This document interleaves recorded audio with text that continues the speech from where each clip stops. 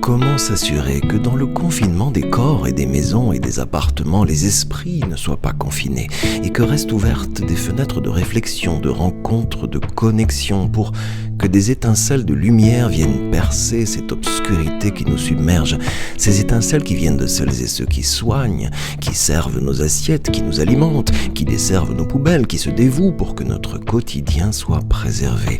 Tous ces penseurs, chercheurs, ouvriers, voisins solidaires ou artistes qui activent ce qui en hébreu se dit « Chochmat Halev », cette intelligence du cœur qui nous grandit ensemble, collectivement. Thierry est comédien, il vit à un jet de scooter de Paris et ce matin je le trouve confiné dans son appartement. Confiné, mais oui. Alors oui, je suis confiné comme beaucoup. Hein. Je suis chez moi depuis plus de 2 semaines maintenant.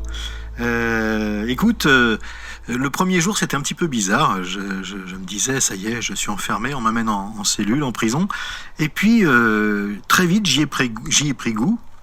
J'ai trouvé ça plutôt sympa et j'ai transformé ça en une sorte de retraite spirituelle.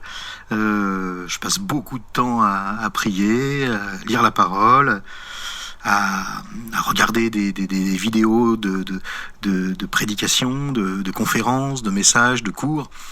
Je fais un peu tout ce que j'ai pas toujours le temps de faire et c'est super. Et alors, figure-toi que depuis que je suis confiné, j'ai jamais eu autant de choses à faire pour le Seigneur. Donc moi je suis ravi. Je suis ravi de ce confinement. Bien sûr, je suis très triste des gens qui souffrent, qui ont perdu des gens proches de leur famille. Évidemment, c'est horrible, c'est une catastrophe. Là, je réponds juste à ta question concernant mon confinement. Donc j'ai décidé de lancer une chaîne YouTube sur laquelle tous les jours je lis un livre différent de la Bible parce que je me dis que c'est l'occasion pour les gens d'entendre un peu ce qu'il y a dans la Bible et dans les Écritures. Et puis je te dis, voilà, j'en profite pour prier, méditer et apprendre.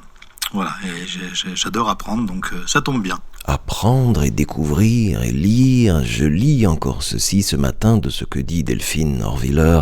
Nous vivons une crise et le terme hébreu mashber qui désigne la crise désigne à vrai dire dans le langage biblique le tabouret ou la table sur laquelle les femmes accouchent. La crise, c'est donc le lieu de la naissance, le lieu de l'apparition du nouveau, d'un être nouveau, d'un monde nouveau. Je demande à Thierry comment il vit, lui, perso, cette proximité quotidienne avec la parole.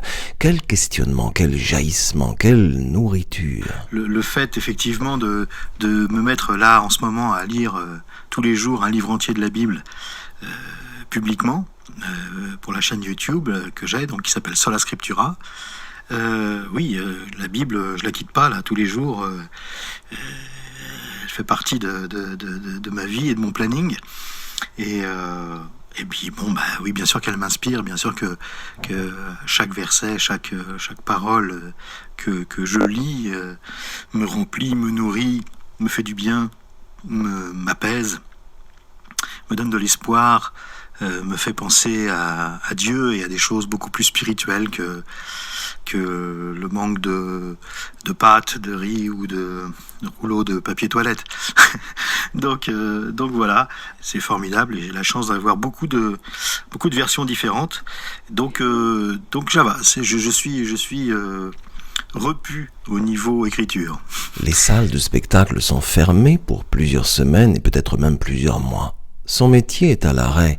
Pour nous comme pour Thierry, ce vide laissé est peut-être l'occasion de questionner nos fonctionnements, notre immense besoin d'être sans cesse divertis, distraits de notre réalité et de notre fragilité.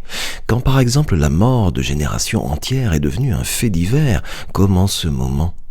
Je demande à Thierry ce qui le touche particulièrement en ce moment.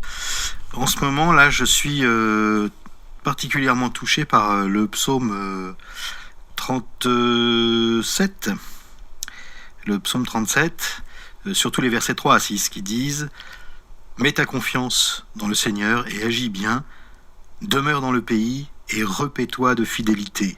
Fais du Seigneur tes délices et il te donnera ce que ton cœur demande. Remets ton sort au Seigneur, mets ta confiance en lui, c'est lui qui agira. Il imposera ta justice comme la lumière et ton droit comme le soleil à son midi. Voilà, ça me donne de l'espoir, ça me suscite de l'admiration pour notre Dieu, qui est grand, qui est tout puissant, qui a un amour et une intelligence supérieure à tout. Et voilà, je place ma confiance en lui, je me rapproche de lui et je le remercie pour ce temps. Je le remercie d'abord parce que j'ai la chance d'être en bonne santé. Et puis je le remercie parce que ça me permet de me rapprocher de lui. Voilà, et je souhaite que les gens fassent la même chose parce que il n'y a rien de mieux. Rien de mieux que de s'approcher de lui, mettre sa confiance en lui. Une autre traduction dit aussi « Décide ton trajet en Dieu, il agira. Place ta joie en Dieu, il comblera tes vraies demandes. Confiance et joie en Dieu, quoi de mieux, quoi de mieux ?»